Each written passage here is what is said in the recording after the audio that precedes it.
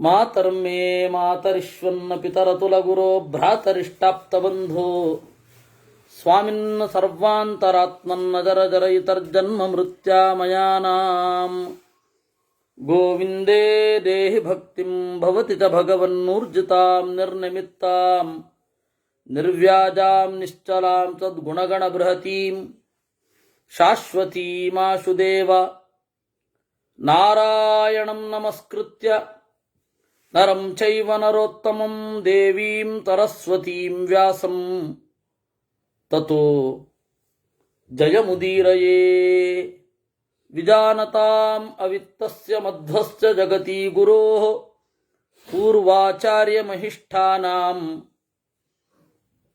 ಇಯಂ ಪ್ರಣತಿಮಾಲಿಕಾ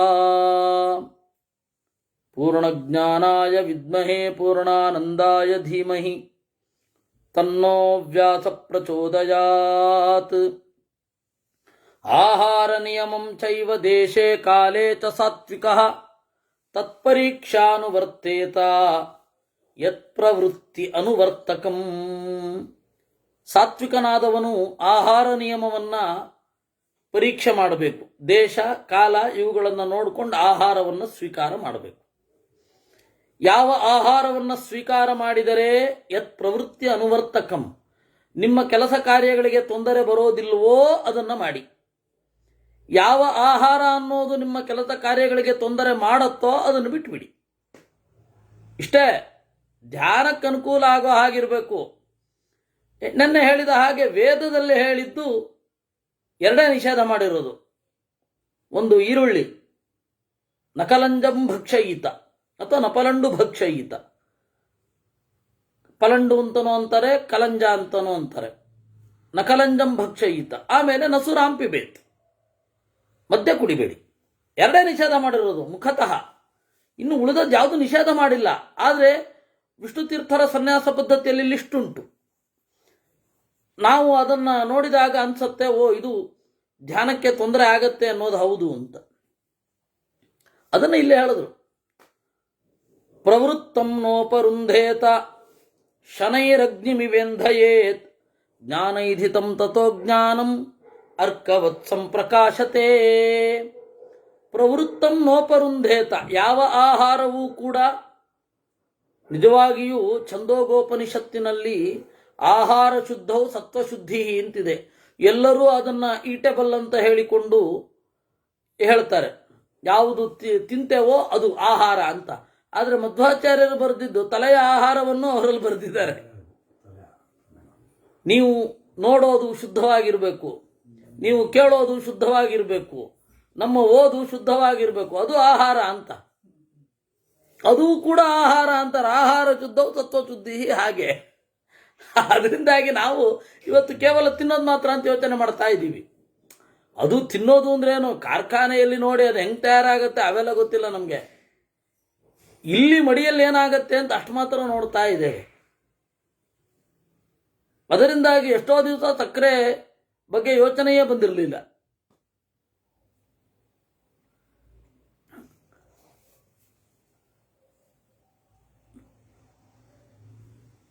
ಪ್ರವೃತ್ತಂ ನೋಪರುಂಧೇತ, ನಮ್ಮ ಯಾವುದೇ ಕ್ರಿಯೆಗೆ ಆಹಾರ ತೊಂದರೆ ಆಗಬಾರದು. ಶನೈರಗ್ನಿಮಿವೆಂಧಯೇತ್, ನಮ್ಮ ಮಾನಸಿಕವಾದ ಪರಿವೇಶ ಅದು ಉತ್ತಮ ಆಗಬೇಕು. ಬೆಂಕಿ ಯಾವ ರೀತಿ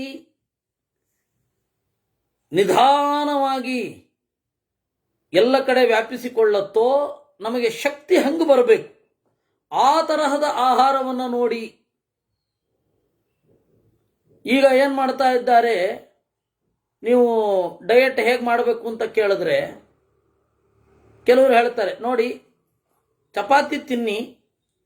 ಯಾಕೆ ಅಂತಂದರೆ ನೀವು ಸ್ವಲ್ಪ ಹೊತ್ತಿನಲ್ಲಿಯೇ ವರ್ಕೌಟ್ ಶುರು ಮಾಡಬಹುದು.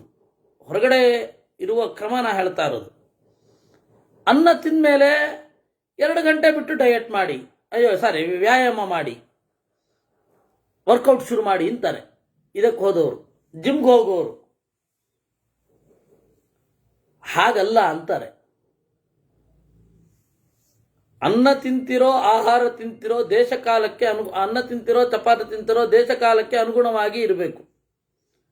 ಶನೈಹಿ ಅಗ್ನಿಮಿವ ಇಂಧಯೇತ್.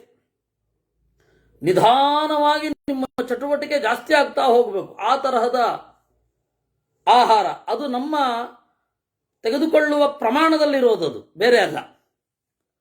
ಜ್ಞಾನೈಧಿತಂ ತಥೋ ಜ್ಞಾನಮರ್ಕವತ್ ಸಂಪ್ರಕಾಚತೆ. ಹಾಗೆ ಮಾಡೋದ್ರಿಂದ ಏನು ಪ್ರಯೋಜನ? ಅರಿವಿನ ಬೆಳವಣಿಗೆಗೆ ಸಹಕಾರಿ. ಜ್ಞಾನೈಧಿತಂ ತಥೋ ಜ್ಞಾನಂ, ತಿಳುವಳಿಕೆ ಇಂದ ಮತ್ತಷ್ಟು ತಿಳುವಳಿಕೆ ಬರುವ ಹಾಗೆ ಅದಿರಬೇಕು. ಅದಕ್ಕೆ ಉದಾಹರಣೆ ಅದು.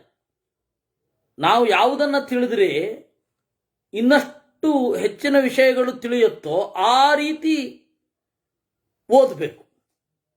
ಯಾವುದನ್ನು ತಿಂದರೆ ಕ್ರಿಯೆ ಕ್ರಮೇಣ ಜಾಸ್ತಿ ಆಗ್ತಾ ಹೋಗುತ್ತೋ ಆ ಥರದ್ದನ್ನು ತಿನ್ನಬೇಕು. ಎರಡು ಆಹಾರ.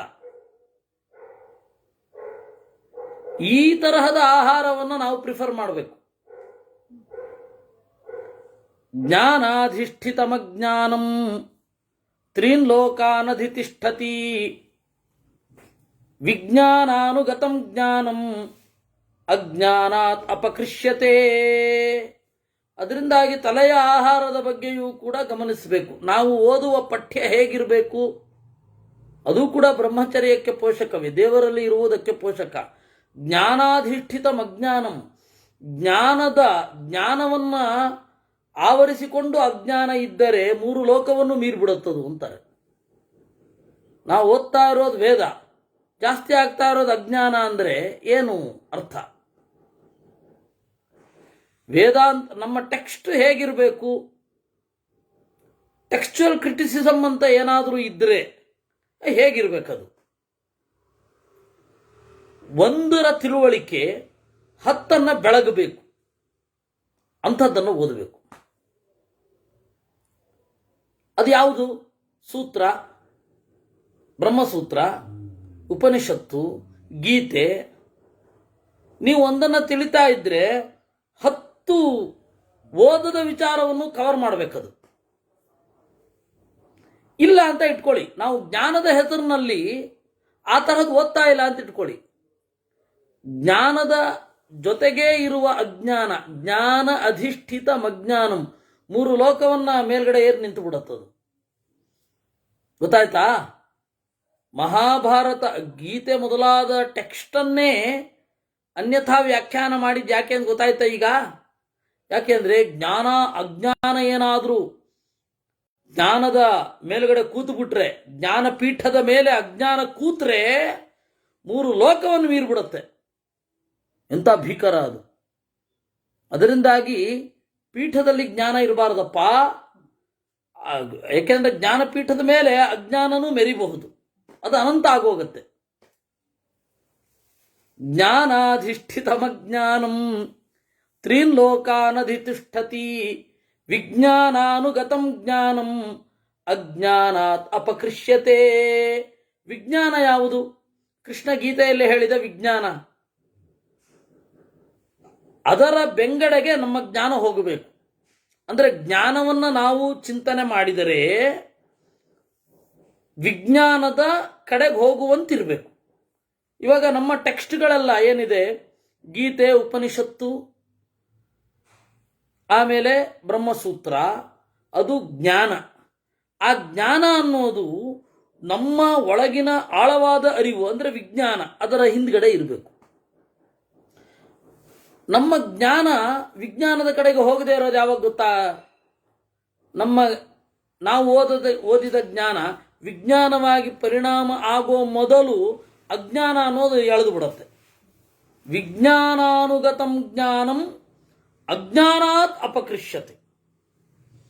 ಅದರಿಂದಾಗಿ ಎಚ್ಚರ ಇರಬೇಕು ಅಜ್ಞಾನದ ಬಗ್ಗೆ.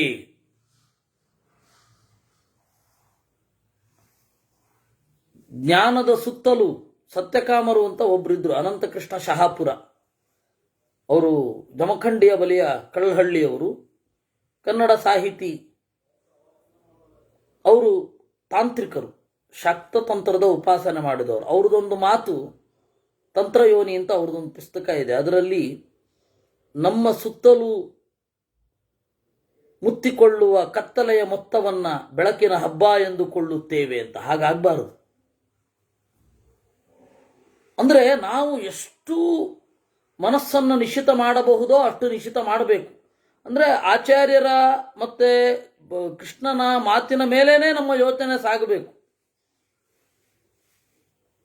ಉಳಿದದ್ದೆಲ್ಲ ಆಮೇಲೆ. ನಮಗೆ ಈಗ ಆಚಾರ್ಯರನ್ನು ಓದೋದು ಬೇರೆಯವರ ಸೆಕೆಂಡರಿ ಸೋರ್ಸ್, ಆಚಾರ್ಯರ ಗ್ರಂಥವೇ ಪ್ರೈಮರಿ ಸೋರ್ಸ್ ಆಗಿ ನಮ್ಗೆ ಉಳಿದಿಲ್ಲ. ನಾನು ಒಂದು ಕಡೆ ಅದನ್ನ ಬರೆದಿದ್ದೇನೆ ಕೂಡ.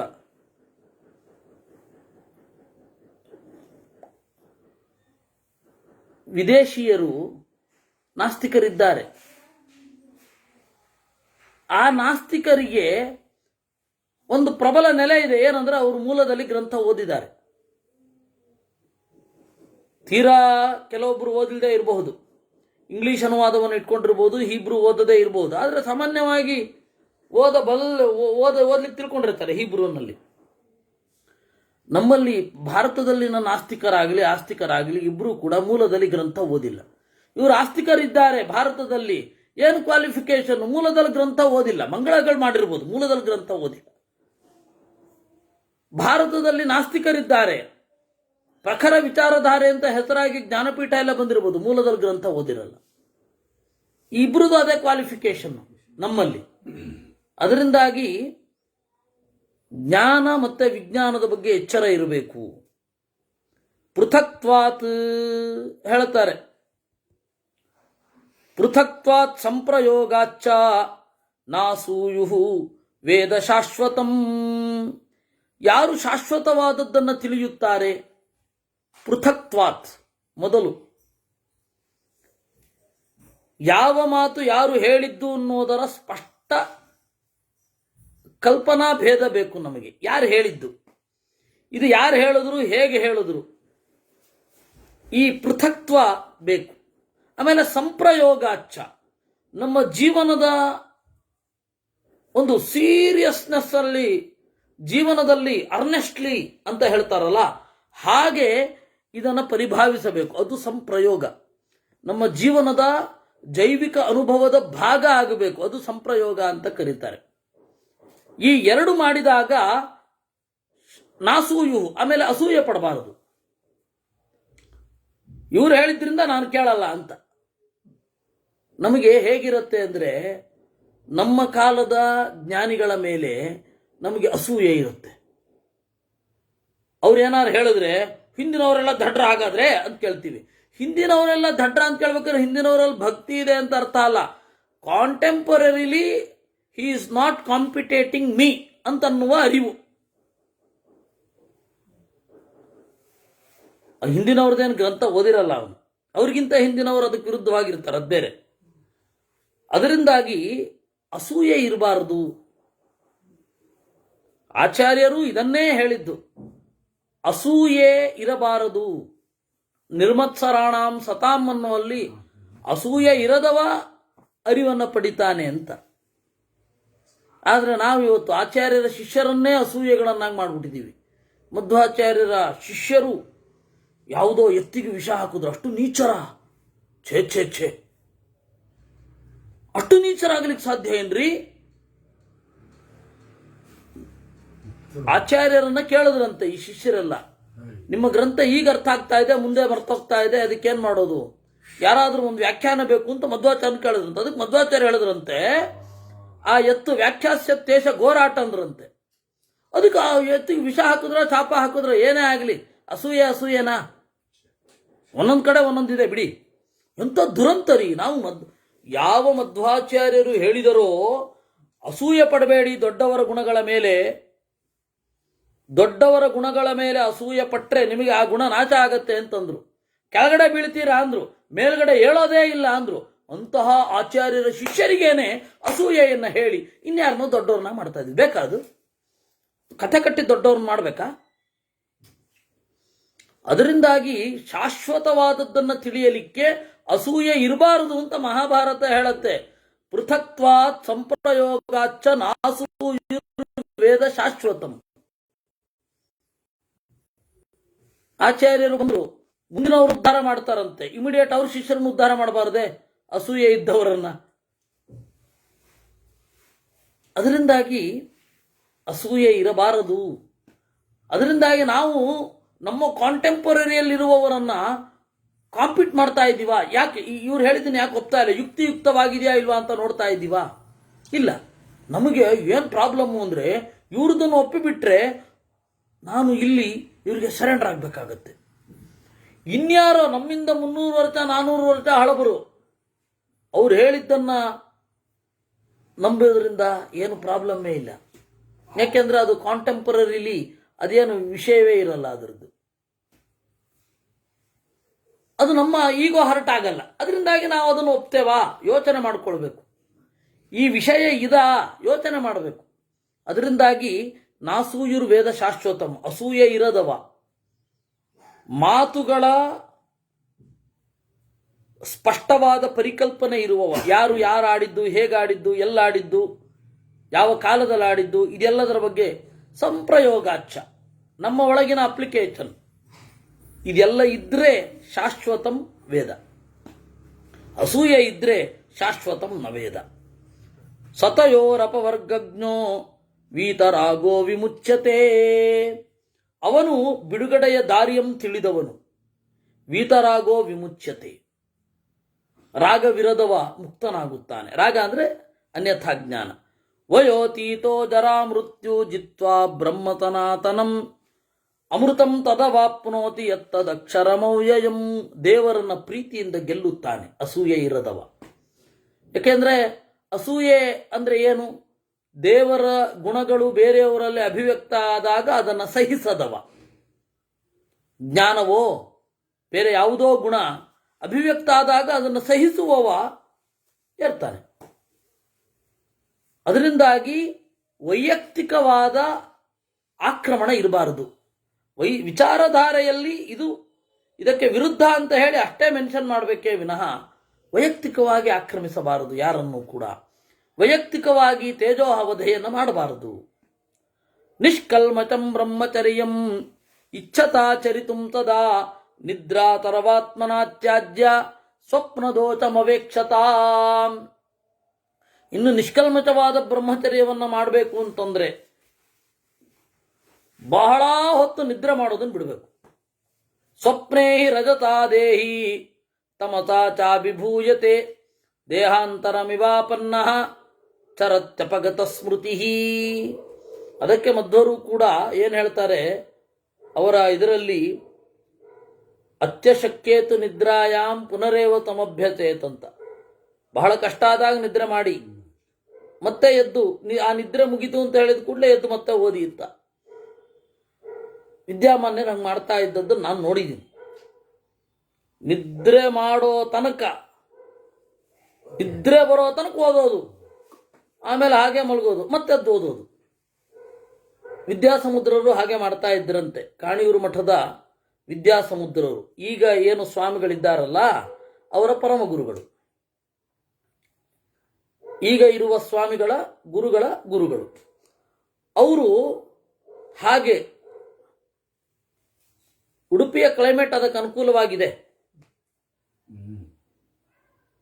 ಅತ್ಯಂತ ಅದು ನನಗೂ ಅದು ಅಭ್ಯಾಸ ಇತ್ತು. ಆಮೇಲೆ ಅದು ಭಾರೀ ಆಕ್ಷೇಪಗಳೆಲ್ಲ ಬರ್ಲಿಕ್ಕೆ ಶುರು ಆಯಿತು, ನಮಗೆ ನಿದ್ರೆಗೆ ತೊಂದರೆ ಆಗತ್ತೆ ಅಂತ. ಹೀಗಾಗಿ ಅದನ್ನು ಬಿಡಬೇಕಾಯ್ತು. ಯಾಕೆ ಹೇಳಿದ್ದು ಅಂತಂದ್ರೆ, ಕೆಲವೊಬ್ಬರಿಗೆ ಅಪ್ಲೈ ಮಾಡ್ಕೊಳ್ಳೋದ್ರಲ್ಲಿ ಕೆಲವು ಕಷ್ಟಗಳಿರುತ್ತೆ, ಅದನ್ನು ಗಮನದಲ್ಲಿ ಇಟ್ಕೊಳ್ಬೇಕು. ಅವರು ಅವಾಗ ಮಾಡ್ತಾ ಇದ್ರು. ಇವಾಗ ಹಂಗೆ ಮಾಡ್ಲಿಕ್ಕೆ ಹೋದ್ರೆ ಬಯಸ್ಕೊಳ್ಬೇಕಾಗತ್ತೆ, ಬಯಸ್ಕೊಳ್ಳೋ ವ್ಯಾಪಾರ. ಅದರಿಂದಾಗಿ ನಿದ್ರಾ ಸರ್ವಾತ್ಮನಾತ್ಯಾಜ್ಯ, ಬಹಳ ನಿದ್ರೆ ಮಾಡಬಾರದು. ಆರೋಗ್ಯವಂತ ಮನುಷ್ಯನಿಗೆ 6 ಗಂಟೆ ನಿದ್ರೆ ಸಾಕು ವಸ್ತುತಃ. ಬೇಡ, ಸರಿಯಾಗಿ ಮಾಡಿದರೆ 7 ಗಂಟೆ ಸಾಕು. ತೀರಾ ದಣಿದಿತ್ತು ಅಂತಂದ್ರೆ ಅದನ್ನ ಏನಾದರೂ ನೋಡಿಕೊಂಡು ಅಥವಾ ಅಡ್ಜಸ್ಟ್ ಮಾಡಿಕೊಂಡು ಅಥವಾ ಅದನ್ನು ಬೇರೆ ರೀತಿಯಿಂದ ಪರಿಹರಿಸಿಕೊಂಡು ಮುಂದುವರಿಬೇಕಾಗತ್ತೆ. ಯಾಕೆ? ರಜೋಗುಣವೇ ಆ ನಿದ್ರೆಯಲ್ಲಿ ನಮ್ಮನ್ನ ತೊಡಗಿಸತ್ತೆ. ರಜೋಗುಣ ತಮೋಗುಣಕ್ಕೆ ಲೀಡ್ ಕೊಡತ್ತೆ. ಆ ಕನಸಿನಲ್ಲಿ ಕನಸು ಅನ್ನೋದೇನಿದೆ ಅದರಲ್ಲಿ ನಾವು ಇನ್ನೊಂದು ದೇಹವನ್ನೇ ಹೊಂದಿದಂತೆ ಅಂದ್ಕೊಂಡ್ಬಿಡ್ತೇವೆ. ಅಷ್ಟು ದೀರ್ಘ ಆಗ್ತಾ ಇದ್ರೆ ನಿದ್ರೆ, ನಾವು ಈ ದೇಹ ಕೊಟ್ಟಿದ್ದು ಕೂಡ ಇನ್ಯಾವುದೋ ದೇಹವನ್ನ ನನ್ನ ದೇಹ ಅಂತ ಅಂದುಕೊಳ್ಳುವ ಹಾಗಾಗತ್ತೆ. ಅದಕ್ಕೆ ಬಹಳ ನಿದ್ರೆ, 9 ಗಂಟೆ ಆ ತರಹದ್ದೆಲ್ಲ ನಿದ್ರೆ ಮಾಡಬೇಡಿ ಅಂತ. ಅದಕ್ಕಾಗಿ ಚುಟುಕಾದ ನಿದ್ರೆ, ಆರೋಗ್ಯ ಬೇಕು. ಎಷ್ಟು ಆರೋಗ್ಯಕ್ಕೆ ಎಷ್ಟಾಗತ್ತೋ, ಕಣ್ಣು ಉರಿಬಾರದು, ಹಾಗೆ ಬರಬೇಕು. ವೇದಾಸ್ವಾಮಿ ಯಾವಾಗಲೂ ಹೇಳ್ತಾ ಇದ್ರು 3 ಥರದ ನಿದ್ರೆ ಇರುತ್ತೆ: ಯೋಗ ನಿದ್ರೆ, ಭೋಗ ನಿದ್ರೆ, ರೋಗ ನಿದ್ರೆ ಅಂತ. ಯೋಗ ನಿದ್ರೆ ಅಂತ ಹೇಳಿದ್ರೆ ಧ್ಯಾನಕ್ಕೆ ಅನುಕೂಲವಾಗುವಷ್ಟು ನಿದ್ರೆ, ಅಥವಾ ಜ್ಞಾನಕ್ಕೆ ಕರ್ಮಕ್ಕೆ ಅನುಕೂಲವಾಗುವಷ್ಟು ನಿದ್ರೆ ಯೋಗ ನಿದ್ರೆ ಅಂತೆ. ಭೋಗ ನಿದ್ರೆ ಅಂತಂದ್ರೆ ಒಂದು ಲ್ಯಾವಿಶ್ನೆಸ್ನಿಂದ ಬರುವಂಥದ್ದಂತೆ. ರೋಗ ನಿದ್ರೆ ಅಂದ್ರೆ ಇದಾದ್ಮೇಲೆ ಮಾಡುವಂಥದ್ದು. ಅವ್ರದ್ದೊಂದು ಶೈಲಿ, ಯೋಗ ಭೋಗ ರೋಗ ಅಂತ. ಜ್ಞಾನಾಭ್ಯಾಸ ಜಾಗರಿತ ಜಿಜ್ಞಾತಾರ್ಥಂ ನಿರಂತರಂ ವಿಜ್ಞಾನಾಭಿನಿವೇಶಾತ್ತು ಜಾಗರ್ತ್ಯಪ್ಯನಿಶಂ ಸದಾ. ಅದರಿಂದ ಜಿಜ್ಞಾಸೆಗಾಗಿ ಎಚ್ಚರದಿಂದ ಇರಬೇಕು. ವಿಜ್ಞಾನದ ಬಗೆಗಿನ ಪ್ರೀತಿಯಿಂದ ನಾವು ಎಚ್ಚರದಿಂದ ಇರಬೇಕು. ಅತ್ರಾಹ ಕೋನ್ವಯಂಭಾವ ಸ್ವಪ್ನೆ ವಿಷಯವಾನಿವ ಪ್ರಲೀನೈ ಇಂದ್ರಿಯೈರ್ದೇಹಿ ವರ್ತತೆ ದೇಹವಾನಿವಾ. ಯಾಕೆ ನಿದ್ರೆ ಹೆಚ್ಚು ಮಾಡಿದರೆ ಒಂದು ಪ್ರಾಬ್ಲಮ್ ಏನು ಗೊತ್ತಾ? ಕೊಟ್ಟ ದೇಹವನ್ನು ಮರೀತೇವೆ, ಇರದ ದೇಹವನ್ನ ಇದೆ ಅಂತ ಅಂದುಕೊಳ್ತೇವೆ. ಅದರಲ್ಲಿ ನಮ್ಮ ಇಚ್ಛೆಯಂತೆ ನಡಿಲಿಕ್ಕಾಗಲ್ಲ. ಕನಸಿನಲ್ಲಿ ಏನು ಬೀಳತ್ತೆ, ನಮ್ಮ ಇಚ್ಛೆಯಂತೆ ಆ ದೇಹ ನಡೆಯಲ್ಲ. ಯಾಕೆಂದ್ರೆ ಯಾವುದೋ ಆಪತ್ತೋ ಯಾವುದೋ ವಿಪತ್ತೋ ಏನೋ ಅಂದ್ಕೊಂಡಿದ್ದೋ ಅಂದ್ಕೊಳ್ಳದೆ ಇರೋದೆಲ್ಲ ಆಗತ್ತೆ ಕನಸಿನಲ್ಲಿ. ಅದು ನಮ್ದು ಅಂತ ಅನ್ಕೊಂಡಿರ್ತೇವೆ. ಇಚ್ಛೆಯಂತೆ ವರ್ತಿಸುವ ದೇಹ ಎಚ್ಚರದಲ್ಲಿ ಇರುತ್ತೆ, ಆ ಎಚ್ಚರ ನಾವಿರಲ್ಲ, ಮಲ್ಕೊಂಡಿರ್ತೀವಿ. ಅದರಿಂದಾಗಿ ವಿಪರೀತ ನಿದ್ರೆ ಮಾಡಬೇಡಿ ಅಂತ. ಇಂದ್ರಿಯಾಣಾಂ ಅತ್ರೋಚ್ಯತೆ ಯಥಾ ಹೇತತ್ ವೇದ ಯೋಗೇಶ್ವರೋ ಹರಿ ತಥೈತದುಪಪನ್ನಾರ್ಥಂ ವರ್ಣಯಂತಿ ಮಹರ್ಷಯ. ಋಷಿಗಳ ದರ್ಶನ ಏನು ನಿದ್ರೆಯ ಬಗೆಗೆ ಅದನ್ನ ಹೇಳ್ತಾರೆ. ಇಂದ್ರಿಯಾಣಾಂ ಶ್ರಮಾತ್ ಸ್ವಪ್ನಂ ಆಹುಃ ಸರ್ವಗತಂ ಮನಃ ಮನಸಸ್ತ್ವಪ್ರಲೀನತ್ವಾತ್ ತತ್ತದಾಹುರ್ನಿದರ್ಶನಂ. ಇಂದ್ರಿಯ ಶ್ರಮಪಟ್ಟಾಗ ಗಾಢವಾದ ನಿದ್ರೆ ಬರುತ್ತೆ.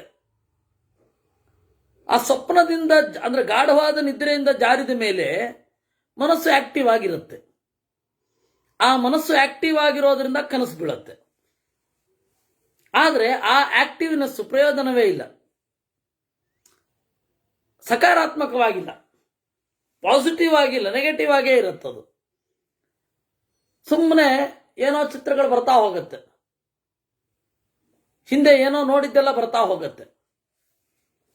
ಅದರಿಂದಾಗಿ ಅವರು ಮನಸ್ಸಸ್ತು ಅಪ್ರಲೀನತ್ವಾತ್, ಮನಸ್ಸು ಕೆಲಸ ಮಾಡ್ತಾನೆ ಇರುತ್ತೆ. ಜಾಸ್ತಿ ನಿದ್ರೆ ಮಾಡಿದ್ರೆ ಗಾಢವಾದ ನಿದ್ರೆಯೇ ದೀರ್ಘಕಾಲ ಇರಲ್ಲ. ಗಾಢವಾದ ನಿದ್ರೆ ಅನ್ನೋದು ಅಲ್ಪಕಾಲ ಇರುವುದು. ವಸ್ತುತಃ ಕನಸು ಕೂಡ ಅಲ್ಪಕಾಲವೇ. ನಾವು ಜೀವ ಸೂಕ್ಷ್ಮ, ಮನಸ್ಸು ಸೂಕ್ಷ್ಮ. ಹೀಗಾಗಿ ಕನಸಿನ ಕಾಲ, ಒಳಗಡೆ ನಡೆಯುವ ಕನಸಿನ ಕಾಲ, ಹೊರಗಡೆಯ ಕಾಲ ಎರಡಕ್ಕೂ ಕೂಡ ವ್ಯತ್ಯಾಸ ಇದೆ. ಇದನ್ನು ನಾವು ವಿಸ್ತಾರವಾಗಿ ಉಪಪಾದನೆ ಮಾಡಿದ್ವಿ ಈ ಹಿಂದೆ. ಅನುವ್ಯಾಖ್ಯಾನದ ಚಿಂತನೆಯಲ್ಲಿ ಕನಸು, ಕನಸಿನ ಕಾಲ, ಎಚ್ಚರದ ಕಾಲ ಎರಡಕ್ಕೂ ಹೇಗೆ ಮಿಸ್ಮ್ಯಾಚ್ ಆಗತ್ತೆ ಅನ್ನೋದನ್ನ ನೋಡಿದ್ವಿ. ಅದರಿಂದಾಗಿ ಮನಸ್ಸಸ್ತು ಅಪ್ರಲೀನತ್ವಾತ್ ತತ್ತದಾಹುರ್ ನಿದರ್ಶನಂ ಕಾರ್ಯೇ ಚಾಸಕ್ತಮನತಃ ಸಂಕಲ್ಪೋ ಜಾಗ್ರತೋ ಹ್ಯಪಿ ಯದ್ವನ್ಮನೋರಥೈಶ್ವರ್ಯಂ ಸ್ವಪ್ನೆ ತದ್ವನ್ಮನೋಗತಂ. ಹಾಗಾದ್ರೆ ಕನಸು ಬೀಳೋದೇ ಇಲ್ವಾ? ಬಿದ್ದೇ ಬೀಳುತ್ತೆ. ಇಲ್ಲಿ ಹೇಳ್ತಾ ಇರೋದೇನು? ಮನೋರಥವನ್ನ ಸ್ವಪ್ನ ಅಂತ ಕರೀತಾ ಇದ್ದಾರೆ. ಮನೋರಥ ಅಂದ್ರೆ ಏನು? ಮನಸ್ಸಿನ ಇಮ್ಯಾಜಿನೇಷನ್ಸ್. ಮನಸ್ಸಿನ ಇಮ್ಯಾಜಿನೇಷನ್ಸ್, ಅದನ್ನು ಮನೋರಥ ಅಂತ. ಅಂದರೆ ನಾನು ಮುಂದೆ ಹೀಗೆ ಮಾಡ್ತಾ ಇರ್ತೇನೆ, ಆ ಕನಸು. ಅಂದರೆ ಕನಸು ಅಂದರೆ ಎಚ್ಚರ ಇದ್ದುಕೊಂಡೇ ಕಾಣುವಂಥದ್ದು. ನಾನು ಮುಂದೆ ಒಂದು ಕಂಪನಿ ಕಟ್ಟಿದ್ರೆ ಆ ಕಂಪನಿಯಲ್ಲಿ MD ಆಗಿ ಯಾರನ್ನು ಮಾಡ್ಕೊಳ್ತೇನೆ, ಹೀಗೆ. ಇದು ಮನೋರಥ ಅಂತ. ಆ ಮನೋರಥದ ಸ್ವಪ್ನ ಅನ್ನೋದರ ಮುಂದುವರಿದ ಭಾಗ ಮನೋರಥ ಆಗೋಗುತ್ತೆ. ನಾವು ಏನನ್ನು ಕಲ್ಪನೆ ಮಾಡ್ಕೊಂಡಿರ್ತೇವೆ ಮುಂದಿನ ಇದರಲ್ಲಿ, ಅದೆಲ್ಲ ಬರ್ತಾ ಹೋಗುತ್ತೆ. ಅದು ಕನಸು ಕಾಣಬೇಡ ಅಂತಾರಲ್ಲ, ಅಲ್ಲಿ ಮನೋರಥ ಅಂತ ಅರ್ಥ. ನಿನಗೆ ಆ ಕೆಲಸ ಆಗತ್ತೆ ಅಂತ ಕನಸೆಲ್ಲ ಕಾಣಬೇಡ ಅಂದೊಂದು ಮನೋರಥ. ಆ ಮನೋರಥ ಏನಾಗತ್ತೆ, ಅದು ನಾವು ಅಂದ್ಕೊಳ್ಳೋದೇ ಬಂತು, ಅದಾಗಿದ್ದು ಈ ತನಕ ನಾವು ಕಂಡಿರಲ್ಲ. ಸಂಸಾರಾಣಾಂ ಅಸಂಖ್ಯಾನಾಂ ಕಾಮಾತ್ಮ ತದುಪಾಶ್ನುತೆ ಮನಸ್ಸಂತರಹಿತಂ ತರವಂ ವೇದ ಸೋತ್ತಮ ಪೂರುಷಃ. ಈ ನಿರಂತರವಾದ ತಿರುಗಾಟ ಬೆಳೆಯುತ್ತೆ. ಕನಸು ಅಂತನ್ನೋದು ಮನೋರಥವಾದಾಗ ಬೇರೆ ಬೇರೆ ಬೇರೆ ಬೇರೆ ಕಡೆ ಮನಸ್ಸು ಹೋಗ್ತಾ ಇರುತ್ತೆ. ಮನಸ್ಸಿನಿಂದ ಕೆಲಸ ತೆಗಿಲಿಕ್ಕಾಗಲ್ಲ. ಆವಾಗ ಮನಸ್ಸಿನಿಂದ ಕೆಲಸ ತೆಗಿಲಿಕ್ಕಾಗಲ್ಲ. ಅದರಿಂದಾಗಿ ಜಾಸ್ತಿ ನಿದ್ರೆ ಮಾಡಬೇಡಿ ಅಂತ. ಜಾಸ್ತಿ ನಿದ್ರೆ ಮಾಡಲಿಕ್ಕೆ ನಿಮಗಾಗದೇ ಇರಬಹುದು, ನನಗಾಗದೇ ಇರಬಹುದು, ಆದರೆ ಮಾಡಿದವ್ರನ್ನ ನಾನು ನೋಡಿದ್ದೀನಿ. ನಿಮಗೆ ಆಶ್ಚರ್ಯ ಆಗಬಹುದು, ದಶಮಿ ರಾತ್ರಿ ಮಲಗಿದವರು ದ್ವಾದಶಿ ಬೆಳಗ್ಗೆ ಎದ್ದವ್ರನ್ನೂ ನೋಡಿದ್ದೀನಿ ನಾನು. ದಶಮಿ ರಾತ್ರಿ ಮಲಗಿದವರು ದ್ವಾದಶಿ ಬೆಳಗ್ಗೆ, ಭಾರಿ ಕಷ್ಟ ಅಂತವ್ರನ್ನೂ ನೋಡಿದ್ದೀನಿ. ಅಂದಾಗಿ ಆ ಥರದ ನಿದ್ರೆಗೆ ಈಡಾಗಬೇಡಿ. ಅದು ಸುಖವೂ ಅಲ್ಲ, ಉತ್ಕಟವಾದ ದುಃಖ ಬರುತ್ತೆ, ರಿಲೀಫೂ ಅಲ್ಲ, ಮನಸ್ಸಿನ ಯಾವ ಪ್ರಯೋಜನವೂ ಇಲ್ಲ. ಯಾರಿಗೆ ಇದು ಗೊತ್ತಿರುತ್ತೆ ಅವನು ಸದ್ಯಕ್ಕೆ ಉತ್ತಮ ಪುರುಷ ಅಂತಾರೆ. ವೇದ ಸೋತ್ತಮ ಪುರುಷ ಗುಣಾನಾಮಪಿ ಯದ್ಯತ್ತತ್ ಕರ್ಮ ಜಾನಾತ್ಯುಪಸ್ಥಿತಂ ತತ್ತಚ್ಛಂಸಂತಿ ಭೂತಾನಿ ಮನೋ ಯದ್ಭಾವಿತಂ ತಥಾ. ಮನಸ್ಸು ಅದು ನಮ್ಮ ಹಿಡಿತದಲ್ಲಿರಬೇಕು. ಮನಸ್ಸಿನಿಂದ ಎಷ್ಟು ಕೆಲಸ ತೆಗಿಬೇಕು ನಮಗೆ ಗೊತ್ತಿರಬೇಕು. ಮನಸ್ಸನ್ನು ನಿಯಂತ್ರಣ ಮಾಡಬೇಕು. ಮನಸ್ಸೇ ನಮ್ಮನ್ನು ನಿಯಂತ್ರಣ ಮಾಡೋದಲ್ಲ. ಮನಸ್ಸೇ ನಮ್ಮನ್ನು ನಿಯಂತ್ರಣ ಮಾಡಿದ್ರೆ ಮನೋವೈದ್ಯರು ಬೇಕಾಗ್ತಾರೆ. ಮನಸ್ಸನ್ನು ನಾವು ನಿಯಂತ್ರಣ ಮಾಡಿದ್ರೆ ಮನೋವೈದ್ಯರು ಬೇಡ. ಹೀಗಾಗಿ ಗುಣಾನಾಮಪಿ ಯದ್ಯತ್ತತ್ ಕರ್ಮ ಜಾನಾತಿ ಉಪಸ್ಥಿತಂ. ಗುಣಗಳ ಕರ್ಮ, ಸತ್ವಗುಣ ರಜೋಗುಣ ತಮೋಗುಣಗಳು ಏನ್ ಮಾಡ್ತವೆ, ನಮಗೆ ಆ ಕರ್ಮವನ್ನು ಒದಗಿಸ್ತವೆ. ಮನಸ್ಸಿಗೆ ಆಯಾ ವಿಷಯ, ಸಾತ್ವಿಕವಾದ ವಿಷಯ, ಜ್ಞಾನ, ಸುಖ ಮೊದಲಾದವುಗಳನ್ನು ಒದಗಿಸ್ತವೆ. ರಜೋಗುಣದ ವಿಷಯವನ್ನು ಒದಗಿಸ್ತವೆ ಮನಸ್ಸು. ಜೀವ ಅದನ್ನು ಹೇಗೆ ಭೋಗಿಸ್ತಾನೆ, ಮನಸ್ಸಿನ ಮೂಲಕವೇ ಭೋಗಿಸ್ಬೇಕು. ಅದು ಕೂಡ ತಟಸ್ಥವಾಗಿ ನಿಂತು ನೋಡುವ ಶಕ್ತಿಯೂ ಇರಲ್ಲ ಅವನಿಗೆ. ಇಲ್ಲಿ ಹೇಳಿದ ಮೇಲೆ, ವೇದಾಂತ ಚಿಂತನೆ ಮಾಡಲಿಕ್ಕೆ ಶುರು ಮಾಡಿದ ಮೇಲೆ, ಇಲ್ಲಪ್ಪ ನಮ್ಮನ್ನು ನಾವೇ ತಟಸ್ಥವಾಗಿ ಹೇಗೆ ನೋಡಿಕೊಳ್ಳೋದು, ಅದೊಂದು ವಿಶಿಷ್ಟ ಶಕ್ತಿ. ಅದು ನೋಡ್ಕೊಳ್ಳಿಕ್ಕಾಗತ್ತೆ. ಅದೇನು ಬ್ರಹ್ಮಾಂಡ ವಿದ್ಯೆ ಏನಲ್ಲ. ಮನಸ್ಸಿನಲ್ಲಿ ಆಗ್ತಾ ಇರುವಂತಹ ವಿಕಾರಗಳನ್ನು ನಾನೇ ತಟಸ್ಥವಾಗಿ ನೋಡ್ಕೊಳ್ಬಹುದು. ನನಗೆ ಸಿಟ್ಟು ಬರ್ತಾ ಇದೆ ಈಗ, ನನಗೆ ಉತ್ಕಟವಾದ ಬಯಕೆ ಮೂಡ್ತಾ ಇದೆ, ನನ್ನ ಮನಸ್ಸು ಈಗ ತಟಸ್ಥವಾಗಿದೆ ಅಂತ ತನ್ನನ್ನು ತಾನೇ ನೋಡಿಕೊಳ್ಳಬಹುದು. ಮನಸ್ಸಿಗೇನೆ ಆ ಶಕ್ತಿ ಇದೆ. ಎರಡಾಗತ್ತೆ, ಆತ್ಮನ ಉಪಕರಣ ಆಗತ್ತೆ, ಕೆಲಸನೂ ಮಾಡ್ತಾ ಇರುತ್ತೆ. ಅದು ಹೇಗೆ ಅಂದರೆ ನ್ಯೂಟ್ರಲಲ್ಲಿ ಗಾಡಿ ಓಡಿಸ್ದಾಗೆ. ಗಾಡಿ ಓಡ್ತಾ ಇರುತ್ತೆ, ಮಿಷಿನ್ಸ್ ಯಾವುದು ಆನ್ ಆಗಿರಲ್ಲ, ಆದರೂ ಬ್ರೇಕ್ ಕೆಲಸ ಮಾಡುತ್ತೆ. ಆ ತರಹ ನಾವು ಚಿಂತನೆ ಮಾಡಬಹುದು. ಇವಾಗ ನಮ್ಮ ಮನಸ್ಸು ಆತ್ಮನ ಕೈಯ ಉಪಕರಣವೂ ಆಗಿರುತ್ತೆ, ಸಂಸ್ಕಾರದಿಂದ ಬೇರೆ ಬೇರೆ ಗುಣಗಳನ್ನು ತೋರಿಸ್ತಾ ಹೋಗುತ್ತೆ. ಈಗ ನನ್ನಲ್ಲಿ ರಜೋಗುಣದ ಕರ್ಮ ಆಗ್ತಾ ಇದೆ, ನನ್ನಲ್ಲಿ ತಮೋಗುಣದ ಕರ್ಮ ಆಗ್ತಾ ಇದೆ, ನನ್ನಲ್ಲಿ ಸತ್ವಗುಣದ ಕರ್ಮ ಆಗ್ತಾ ಇದೆ. ಈ ತರಹದ ಕಂಟ್ರೋಲ್ಡ್ ಒಂದು ಎನ್ವಿರಾನ್ಮೆಂಟ್ ಅನ್ನು ನಮ್ಮ ಮನಸ್ಸೇ ಕ್ರಿಯೇಟ್ ಮಾಡಬಹುದು. ಅದು ವೇದಾಂತದ ಸಹಾಯದಿಂದ. ಗೀತೆಯಲ್ಲೇ ಹೇಳ್ಕೊಡೋದು ಅದನ್ನ ನಮಗೆ. ಆ ಗೀತೆಯ ವ್ಯಾಖ್ಯಾನ ಇವೆಲ್ಲ. ಇಡೀ ಮಹಾಭಾರತದಲ್ಲಿ ಬಂದ ಗೀತೆಗಳು 1000 ಗೀತೆಗಳು ಬೇಕಷ್ಟು. ಮಂಕಿ ಗೀತೆ ಇದೆ, ಬೌದ್ಧ ಗೀತೆ ಇದೆ, ವಿಚಕ್ಷಣು ಗೀತೆ ಇದೆ, ಇದ್ಯಾವುದೋ ಬ್ರಾಹ್ಮಣ ಗೀತೆ ಇದೆ. ಎಲ್ಲ ಗೀತೆಗಳು ಕೂಡ ಮುಂದೆ ಪಂಚರಾತ್ರದ ಚಿಂತನೆಗಳೆಲ್ಲ ಬರುತ್ತೆ, ಚಿತ್ರಶಿಖಂಡಿ ಶಾಸ್ತ್ರ ಮೊದಲಾದವುಗಳೆಲ್ಲ. ಅಲ್ಲಿ ಎಲ್ಲವೂ ಕೂಡ ಈ ಮನಸ್ಸನ್ನು ಯಾವ ರೀತಿ ಕಂಟ್ರೋಲ್ ಮಾಡಬೇಕು, ಮನಸ್ಸನ್ನು ಯಾವ ರೀತಿ ತಟಸ್ಥವಾಗಿ ನೋಡಿಕೊಳ್ಳಬಹುದು ಅದನ್ನೆಲ್ಲ ಹೇಳ್ತಾ ಇದೆ. ಆದರೆ ಬೌದ್ಧರು ಇದನ್ನು ಅವಲಂಬಿಸಿಕೊಂಡು, ಹೆಚ್ಚು ಬೌದ್ಧರು ಇದನ್ನು ಅವಲಂಬಿಸಿಕೊಂಡು ಅವರವರಿಗೆ ಬೇಕಾದಷ್ಟು, ಅದನ್ನು ಅವರು ಪೂರ್ತಿ ಅವಲಂಬಿಸಿಕೊಳ್ಳಲಿಲ್ಲ. ಬೌದ್ಧರು ಅದನ್ನು ತಮ್ಮ ದೇಶಗಳಲ್ಲಿ ಹರಡಿದ್ದಾರೆ. ಈ ಟಿಬೇಟಿನಲ್ಲಿ, ಚೈನಾದಲ್ಲಿ, ಜಪಾನಿನಲ್ಲಿ ಮತ್ತು ಬೇರೆ ಬೇರೆ ಬೌದ್ಧ ಧರ್ಮವನ್ನೇ ಪ್ರಧಾನವಾಗಿ ಹೊಂದಿರುವ ದೇಶಗಳು ಏನು ಇವತ್ತು ಮನಸ್ಸಿನ ಬಗ್ಗೆ ಪರ್ಯವೇಕ್ಷಣೆಯನ್ನು ಹೊಂದಿದೆ, ಅದೆಲ್ಲ ಇಲ್ಲಿದೆ. ನೀವು ಬೌದ್ಧ ಸಾಹಿತ್ಯ ನೋಡಿ ಬೇಕಂದ್ರೆ, ಬೌದ್ಧ ಸಾಹಿತ್ಯ ನೋಡಿದ್ರೆ ಇಲ್ಲಿದೆ. ಆದರೆ ನಮಗೇನನ್ಸಿದೆ ಇವತ್ತು, ನಾವು ಮಹಾಭಾರತವನ್ನು ನೋಡದೇ ಇರೋದ್ರಿಂದಾಗಿ ಅವರು ಹೊಸ್ತು ಕೊಟ್ಟರು ಅಂತ. ಆದರೆ ಅಲ್ಲಿಂದ ಎಷ್ಟೋ ಮುಂದುವರೆದಿದ್ದೀವಿ ನಾವು.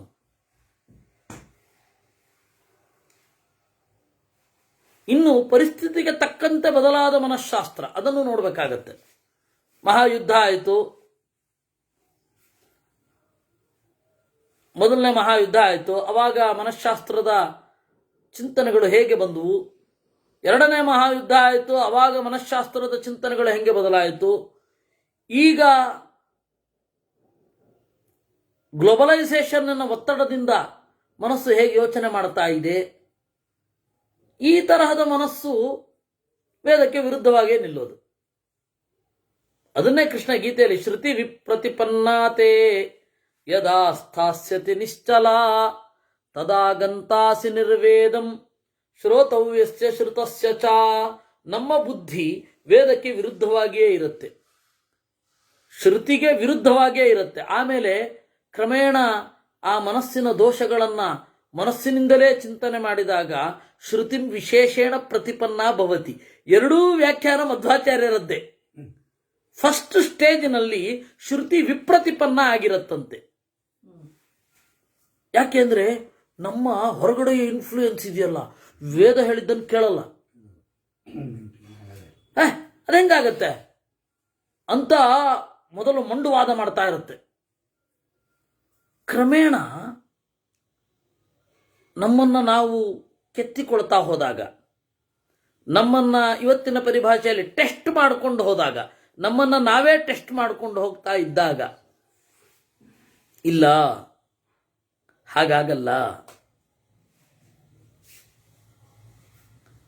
ಅಂತ ಅನ್ನಿಸ್ಲಿಕ್ಕೆ ಶುರು ಆಗತ್ತೆ. ಇದು ಶ್ರುತಿ ವಿಪ್ರತಿಪನ್ನವಾದ ಬುದ್ಧಿ ಶ್ರುತಿಯನ್ನು ವಿಶೇಷವಾಗಿ ಹೊಂದತ್ತೆ. ಇದು ಆಚಾರ್ಯರು ಮಾಡಿದ ವ್ಯಾಖ್ಯಾನ. ನಮ್ಮ ಬುದ್ಧಿ ಹಾಗೆ ನೋಡಿ, ಇವರು ಇದನ್ನ ಹೇಳ್ತಾರೆ, ಗುಣಾನಾಮಪಿ ಯದ್ಯತ್ಯತ್ ಕರ್ಮ ಜಾನಾತಿ ಉಪಸ್ಥಿತಂ. ಗುಣಗಳಿಗೆ ಅನುಗುಣವಾಗಿ ಕರ್ಮ ಎದುರುಗಡೆ ಬರುತ್ತೆ. ತತ್ತಚ್ಛಂಸಂತಿ ಭೂತಾನಿ, ಇಂದ್ರಿಯಗಳು ಅದನ್ನ ರಿಯಾಕ್ಟ್ ಮಾಡ್ತವೆ. ಮನೋ ಯದ್ಭಾವಿತಂ ತಥಾ, ಮನಸ್ಸು ಅಲ್ಲಿ ನಿರ್ಣಾಯಕ.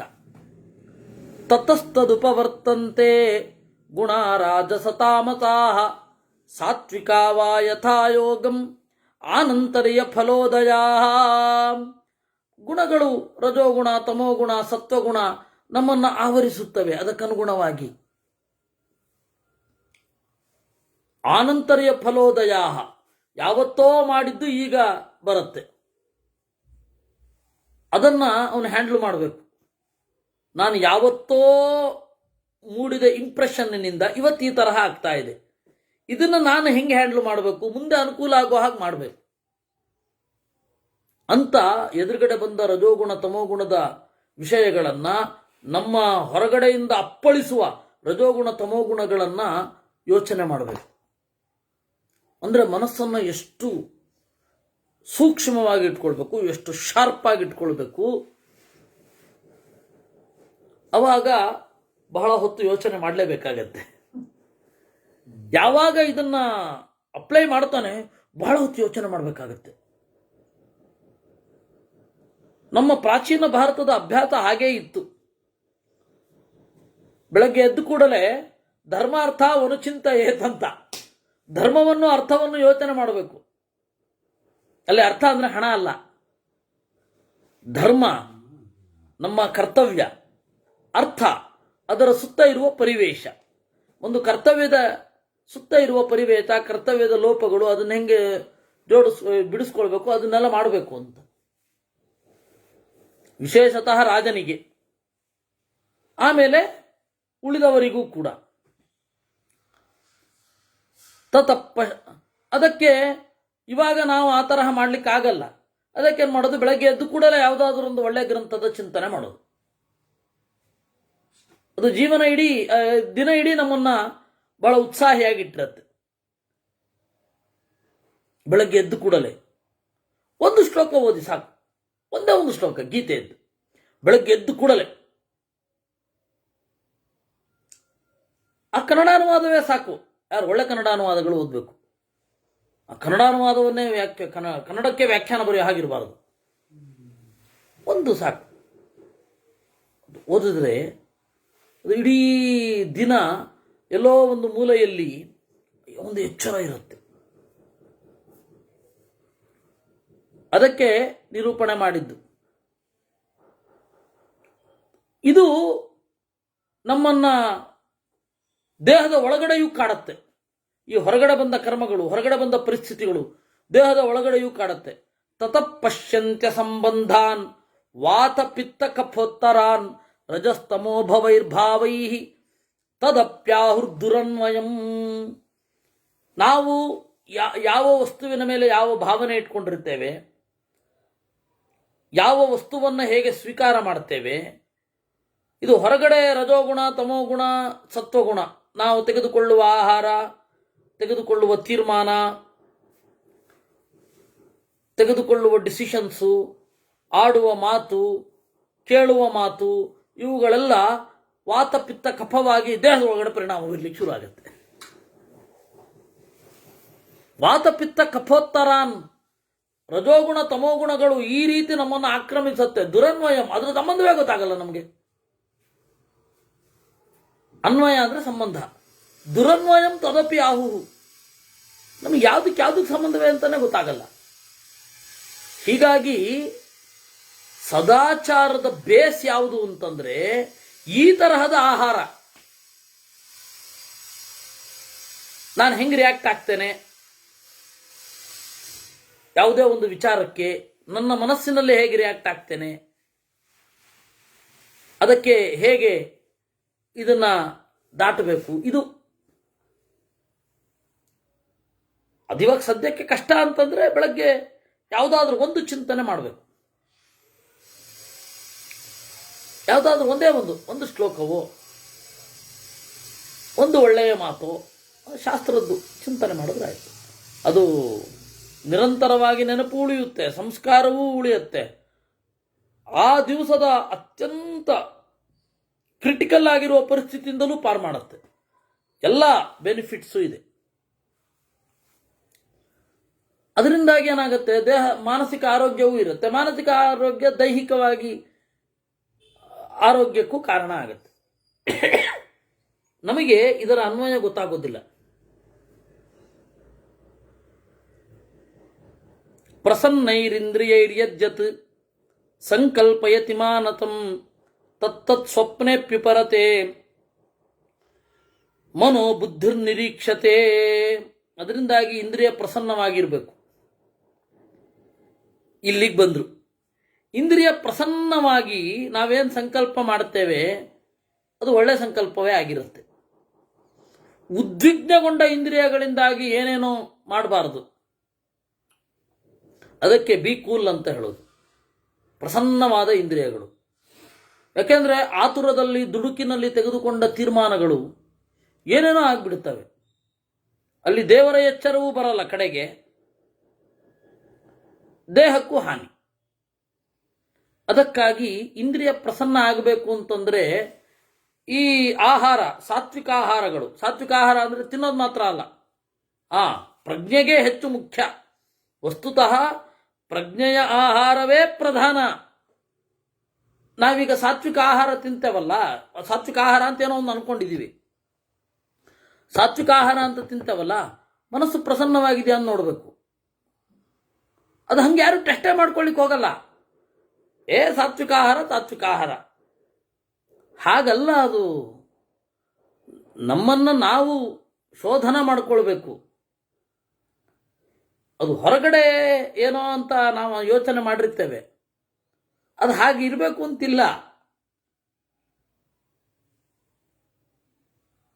ನೋಡಿ, ಒಬ್ಬರು ಬಹಳ ಮಡಿವಂತರು, ಅವ್ರಿಗೆ ರಕ್ತ ಅವಾಗವಾಗ ಕೊಡಬೇಕಾದ ಏನೋ ಒಂದು ರೋಗ, ಅದು ಯಾವುದು ಅಂತ ನನಗೆ ಗೊತ್ತಿರಲಿಲ್ಲ. ಅವಾಗ ಅವರು ವಿದ್ಯಾಪೀಠದಲ್ಲಿ ಬಂದು ಆ ಒಂದು ರಕ್ತ ಯಾವ ಗ್ರೂಪಿನಲ್ಲಿದೆಯೋ ಅವರೇ ಕೊಡಬೇಕು. ನಾವು ತಯಾರಾದ್ವಿ. ಅವ್ರ ಗ್ರೂಪು ನಮ್ದಾಗಿರ್ಬೇಕಲ್ವ. ಅವಾಗ ಇವಾಗಿನ ತರಹ ಇರಲಿಲ್ಲ. ಈಗ ಹೇಗೆ ಅಂತಂದರೆ ರಕ್ತ ಯಾವುದೇ ಗ್ರೂಪಿನವ್ರು ಕೊಟ್ಟರು ಕೂಡ ಅದನ್ನು ಇಟ್ಕೊಂಡು ಬೇರೆ ಕೊಡ್ತಾರೆ, ಅಥವಾ ಅದರಲ್ಲಿರೋ ವಿಚಾರಗಳನ್ನೆಲ್ಲ ತೆಗಿತಾರೆ. ಅದರಲ್ಲಿರೋ ಒಳಗಡೆ ಇದನ್ನೆಲ್ಲ ತೆಗೆದುಬಿಟ್ಟು ಯಾವ್ದು ಬೇಕೋ ಅದನ್ನು ಕೊಡ್ತಾರೆ. ಅವಾಗ ಆ ಟೆಕ್ನಾಲಜಿ ಇರಲಿಲ್ಲ. 2001ನೇ ಇಸ್ವಿಯಲ್ಲಿ ಆ ಟೆಕ್ನಾಲಜಿ ಇರಲಿಲ್ಲ. ವೈದ್ಯಕೀಯ ರಂಗದಲ್ಲಿ ಆ ಬೆಳವಣಿಗೆ ಆಗಿರಲಿಲ್ಲ. ಯಾರೋ ಒಬ್ರು ಕೇಳಿದ್ರು, ಯಾಕೆ ನೀವು, ಅವರು ವಿದ್ಯಾಪೀಠದವ್ರು ತಗೋತಾ ಇದ್ದೀರಾ? ಬೇರೆಯವರೆಲ್ಲ ಏನು ಮಾಡಿರ್ತಾರೋ ಏನೋ, ಯಾರೋ ಏನೋ ಏನು ತಿಂದಿರ್ತಾರೋ ಏನೋ, ಏಕಾದಶಿ ಉಪವಾಸ ಮಾಡ್ಕೊಂಡು ಈ ದೇಹ ಬಂದಿದೆ, ಅಂದಾಗಿ ಏಕಾದಶಿ ಉಪವಾಸ ಮಾಡಿದವ್ರದೇ ರಕ್ತ ಬೇಕು ಅಂತಂದ್ರು. ಅಲ್ಲ, ವಿದ್ಯಾಪೀಠದಲ್ಲಿದ್ದವರು ಕೂಡ ಏಕಾದಶಿ ಉಪವಾಸ ಮಾಡಬೇಕು ಅಂತಿಲ್ಲ, ಅವಾಗ ಏನು ಮಾಡ್ತೀರಾ? ಇಲ್ಲ, ಸಾಧ್ಯವಾದಷ್ಟು ಏಕಾದಶಿ ಉಪವಾಸ ಇರೋರದೇ ತಗೋತೇನೆ ಅಂದರು. ಅಲ್ಲ, ನಿಮಗೆ ಬಂದಿರುವ ರೋಗ ಹೆಚ್ಚು ಅವಲಕ್ಕಿ ತಿಂದು ಬಂದಿರುವ ರೋಗ. ಈ ರೋಗ ಹೆಚ್ಚು ಮದ್ಯ ಕುಡಿಯುವವರೆಗೂ ಬರುತ್ತೆ. ಅಂದರೆ ಮೂಲ ದ್ರವ್ಯವೇ ಒಂದೇ ರೀತಿ ಆಯ್ತಲ್ಲ ಅಂತ ಪ್ರಶ್ನೆ ಕೇಳಿದ್ರು. ಏನು ಉತ್ತರ ಹೇಳೋದು ಅದಕ್ಕೆ? ಹೆಚ್ಚು ಅವಲಕ್ಕಿ ತಿಂದು, ಕೇವಲ ಅವಲಕ್ಕಿಯೇ ಜಾಸ್ತಿ ತಿಂದು ಈ ತರಹದ ರೋಗ ನಿಮಗೆ ಬಂದಿದೆ. ಈ ತರಹದ ರೋಗ ಮದ್ಯ ಕುಡಿದ್ರೂ ಬರುತ್ತೆ. ಅಂದರೆ ಮದ್ಯ ಮತ್ತು ಅವಲಕ್ಕಿ ಎರಡೂ ಒಂದೇ ತರಹದ ಪರಿಣಾಮ ಬೀರುತ್ತೆ ಅಂತ ಆಯ್ತಲ್ಲ, ಅದಕ್ಕೇನು ಹೇಳ್ತೀರಾ? ಈ ತರಹ ಎಲ್ಲ ಇದ್ರೆ ಭಾರಿ ಕಷ್ಟ ಆಗುತ್ತೆ ಅಂತಂದ್ರು ಅವರು. ನಾನು ಹೇಳೋದು ಏನಂದ್ರೆ, ಸಾತ್ವಿಕ ಆಹಾರ ಅನ್ನೋದು ಹೊರಗಡೆಯಿಂದ ಮಾತ್ರ ಅಲ್ಲ ನಾವು ನೋಡೋದು ಅಂತ ಅನ್ನೋದಕ್ಕೆ ನಾನು ಈ ಮಾತು ಹೇಳ್ತಾ ಇರೋದು. ಸಾತ್ವಿಕ ಆಹಾರ ಮನಸ್ಸಿನ ಮೇಲೆ ಏನು ಪರಿಣಾಮ ಬೀರುತ್ತೆ, ಮತ್ತು ಸಾತ್ವಿಕ ಆಹಾರ ಅಂದ್ರೆ ನಾವು ಉಪ್ಪು ಹುಳಿ ಖಾರವನ್ನು ಮಾತ್ರ ನೋಡೋದಲ್ಲ. ನಮ್ಮ ಮನಸ್ಸಿನ ಸೂಕ್ಷ್ಮತೆ ಹೇಗೆ ಬಂತು, ನಮ್ಮನ್ನು ನಾವೇ ವಿಮರ್ಶೆ ಮಾಡಿಕೊಳ್ಳಲಿಕ್ಕೆ, ನಮ್ಮನ್ನು ನಾವೇ ಪರೀಕ್ಷೆಗೆ ಒಡ್ಡಿಕೊಳ್ಳಲಿಕ್ಕೆ ನಮ್ಮ ಮನಸ್ಸು ತಯಾರಾಗಿದೆಯಾ, ಅಷ್ಟು ಆಳಕ್ಕೆ ಹೋಗಬೇಕು. ಅವಾಗ ಸಾತ್ವಿಕ ಆಹಾರ ಪರಿಣಾಮ ಆಗ್ತಾ ಇದೆ ಅಂತಂತ.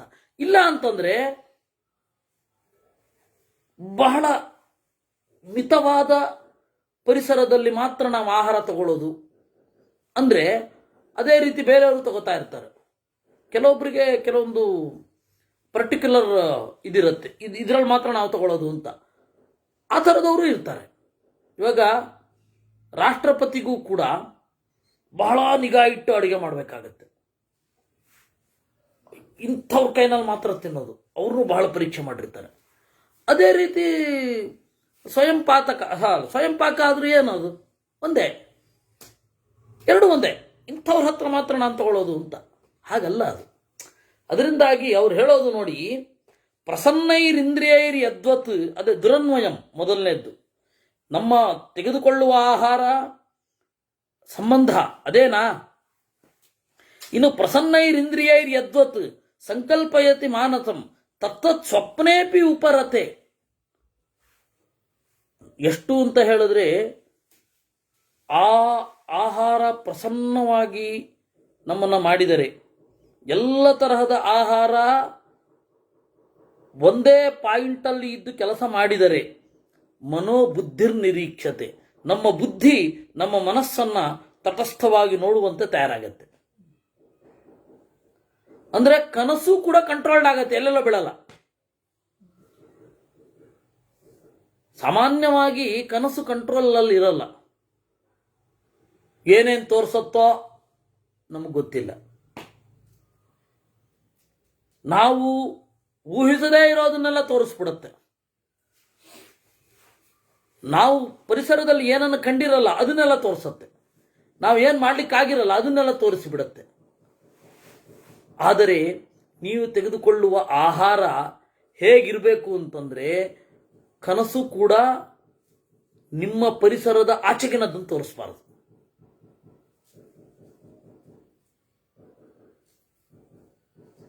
ಎಲ್ಲೋ ಮರುಭೂಮಿಯಲ್ಲಿ ಓಡ್ಕೊಂಡು ಹೋಗ್ತಾ ಇರ್ತೀವಿ, ಶತ್ರುಗಳು ಬರ್ತಾ ಇರ್ತಾರೆ, ಆ ಥರದ್ದೆಲ್ಲ ಬೀಳಬಾರದು. ತೀರ ಪ್ರಬಲವಾದ ಸಂಸ್ಕಾರವಲ್ಲದೆ ಹೋದರೆ, ಒಂದು ಉದಾಹರಣೆ ಹೇಳಿದ್ದು, ಈ ತರಹದ್ದು ಎಷ್ಟೆಷ್ಟು ಭೀಕರವಾದ ಸ್ವಪ್ನ ಬರುತ್ತೆ ಅಷ್ಟು ನಾವು ಸ್ಕ್ರೂಟಿನಿ ಮಾಡ್ಕೊಂಡು ಹೋಗ್ಬೇಕು. ನನಗೆ ಯಾವ ಕನಸು ಬೀಳ್ತಾ ಇದೆ, ಆ ಕನಸಿನ ಅರ್ಥ ಏನು, ನಮ್ಮ ಲೆವೆಲಲ್ಲೇ ನೋಡ್ಕೊಂಡು ಹೋಗ್ಬೇಕು. ಆ ಕನಸು ಏನನ್ನು ಹೇಳ್ತಾ ಇದೆ, ನನ್ನ ಎಚ್ಚರದ ಜೀವನದಲ್ಲಿನ ವೈಫಲ್ಯಗಳೇನು, ಕನಸಿನಿಂದ ಎಚ್ಚರವನ್ನು ಅಳೆಯಬೇಕು. ಇದೆಲ್ಲ ನಮ್ಮನ್ನು ನಾವು ನೋಡಿಕೊಳ್ಳುವ ವಿಧಾನ. ನೋಡಿ ಏನೇನೋ ಹೇಳಿದ್ದಾರೆ. ಯತ್ತತ್ ವ್ಯಾಪಕಂ ಸರ್ವಭೂತೇಷು ವರ್ತತೆ ದೀಪವಂ ಮನಃ ಮನಸ್ಸಂತರಹಿತಂ ದ್ವಾರಂ ದೇಹಮಾಸ್ಥಾಯ ಮಾನುಚಂ. ಎಂಥ ವಿಚಿತ್ರವಾದ ವಿಷಯವನ್ನು ಹೇಳ್ತಾರೆ. ಸರ್ವಭೂತೇಷು, ಎಲ್ಲ ಜೀವರಿಗೆ ಮನಸ್ಸು ಅನ್ನೋದು ಅನೇಕ ದೇಹಗಳನ್ನು ಹಾದು ಬಂದಿರುವ ಮನಸ್ಸಾಗಿರುತ್ತೆ. ನನ್ನ ದೇಹದಲ್ಲಿ ಈಗ ಏನು ಮನಸ್ಸಿದೆ ಅದು ಹೋದ ಜನ್ಮದಲ್ಲಿಯೂ ನಾನು ಏನು ದೇಹವನ್ನು ಪಡೆದಿರ್ತೇನೆ ಅದರಲ್ಲಿ ಇರುತ್ತೆ. ಅದರ ಆಚೆ ಈಚೆಗಳು ಸ್ವಲ್ಪ ಕಳೆದಿರಬಹುದು. ಈಗ ಏನಾಗತ್ತೆ, ಮನಸ್ಸಿದೆ, ಆ ಮನಸ್ಸಿನ ಅನೇಕ ಪಾರ್ಟ್ಸ್ಗಳಿರ್ತವೆ. ಒಂದು ಕಡೆಯಿಂದ ಇನ್ನೊಂದು ಕಡೆಗೆ ಹೋಗ್ತೀವಿ ಅಂದರೆ ಈ ದೇಹದಿಂದ ಇನ್ನೊಂದು ದೇಹಕ್ಕೆ ಮನಸ್ಸು ಟ್ರಾವೆಲ್ ಮಾಡುತ್ತೆ. ಅಂದರೆ ಅವನು ಈ ದೇಹ ಪೂರ್ತಿ ನಾಶ ಆಗಿ ಮನಸ್ಸು ಮಾತ್ರ ಹೋಗಿ ಕೆಲವನ್ನ ಕಳ್ಕೊಂಡು ಮುಂದಿನ ದೇಹದಲ್ಲಿ ಸೇರ್ಕೊಳ್ಳುತ್ತೆ. ಅಲ್ಲಿಯೂ ಆತ್ಮನಿಗೆ ಇದೇ ಮನಸ್ಸೇ ಜೊತೆಗಾರ. ಆತ್ಮ ಈ ದೇಹದಿಂದ ಇನ್ನೊಂದು ದೇಹಕ್ಕೆ ಹೋಗುತ್ತೆ. ಮನಸ್ಸು ಕೂಡ ಆತ್ಮನ ಜೊತೆಗೇನೆ ಸಂಚಾರ ಮಾಡುತ್ತೆ. ಕೆಲವೊಂದು ಭಾಗಗಳನ್ನು ಕಳ್ಕೊಂಡಿರ್ಬೋದು, ಅದರ ಮೂಲಭೂತವಾಗಿ ಅದೇ ಇರುತ್ತೆ. ಅದಕ್ಕೆ ಹೇಳಿದ್ರು ವ್ಯಾಪಕಂ ಸರ್ವಭೂತೇಷು ವರ್ತತೆ ದೀಪವನ್ಮನಃ. ಆ ತರಹದ ಮನಸ್ಸು ದೀಪದಂತೆ ಇರುತ್ತೆ. ಮನಸ್ಸಿ ಅಂತರ್ಹಿತಂ ದ್ವಾರಂ. ಮನಸ್ಸಿನಲ್ಲಿ ಅದೊಂದು ಬಾಗಿಲಿರುತ್ತೆ, ನಾವೇನು ಅಂತ. ಆ ಬಾಗಿಲನ್ನು ತೆರೆದು ನಾವೇನು ಅಂತ ನೋಡ್ಕೋಬೇಕು. ಹೀಗಾಗಿ ನಮ್ಮ ಕನಸುಗಳನ್ನು ಡಿಕೋಡ್ ಮಾಡ್ತಾ ನಮ್ಮ ಎಚ್ಚರಗಳು ಏನು, ನಾವು ಎಚ್ಚರದಲ್ಲಿ ಹೇಗಿರಬೇಕು ಅನ್ನೋದನ್ನು ತಿಳ್ಕೊಳ್ತಾ ಹೋಗಬೇಕು. ಇದು ಇರುವಂಥದ್ದು. ಯತ್ತತ್ ಸದಸದವ್ಯಕ್ತಂ ಸ್ವಪಿತ್ಯಸ್ಮಿನ್ ನಿದರ್ಶನಂ ಸರ್ವಭೂತಾತ್ಮಭೂತಸ್ಥಂ ತದಧ್ಯಾತ್ಮಗುಣಂ ವಿದುಹು. ಈ ತರಹದ ಮನಸ್ಸು ಅದು ಸ್ವಪಿತಿ, ಗಾಢವಾದ ನಿದ್ರೆಯಲ್ಲಿ ಲೀನವಾಗುತ್ತದೆ. ಸ್ವಪಿತಿ ಅಂದರೆ ಲೀನವಾಗುತ್ತದೆ. ದೇವರ ಬಳಿ ಇರುತ್ತೆ, ಅದು ಗಾಢವಾದ ನಿದ್ರೆ. ಇಷ್ಟು 192 ಶ್ಲೋಕಗಳಾಯಿತು. ಇನ್ನು ಉಳಿದದ್ದನ್ನು ನಾವು ನಾಳೆ ನೋಡೋಣ. ಕೃಷ್ಣಾರ್ಪಣಮಸ್ತು.